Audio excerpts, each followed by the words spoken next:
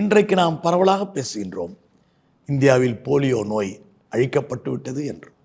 வீதிக்கு வீதி போலியோ துளிகள் கொடுக்கிறார்கள், குழந்தைகளை அழைத்து வாருங்கள் என்று அறிவிக்கிறோம். ரோட்டரி சங்கம் உட்பட அனைத்தும் ஒன்றிணைந்து இந்தியா முழுவதும் ஒரே நாளில் குழந்தைகளுக்கு போலியோ டிராப்ஸ் போடுகின்றோம். இவை எங்கிருந்து வந்தன? இவை மிக மிக நுணுக்கமாக பார்த்தால் இந்த போலியோ டிராப்ஸ் அவ்வளவு எளிதில் கிடைக்கக்கூடிய அளவிற்கு இந்தியாவில் பொருளாதாரம் இல்லை.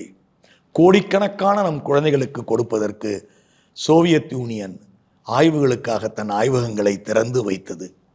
இந்தியாவில் இருந்து 2 நிறுவனங்கள், பயாலஜிக்கல் கார்ப்பரேஷன் ஆஃப் பல்ட்ராசன் உத்தரப்பிரதேசத்தினுடைய விஞ்ஞானிகளும் R&D என்று அழைக்கப்படும் இந்திய நிறுவனத்தின் விஞ்ஞானிகளும் அங்கு சென்று ஆய்வு செய்து இண்டோ ரஷ்யன் சயின்டிஸ்ட் கூட்டமைப்பின் மூலம் உருவாக்கப்பட்ட சீப்பஸ்ட் போலியோ டிராப்ஸ் என்று அழைக்கப்பட்ட போலியோ தடுப்பு மருந்தை நம்மிடையே கொண்டு வந்து மில்லியன் கணக்கான குழந்தைகள் அவற்றை பெற்று இந்தியா இன்று போலியோ இல்லாத நாடு என்கிற பெயரை பெறுவதற்கு நமக்கு உதவி செய்த தோழன் சோவியத் யூனியன்.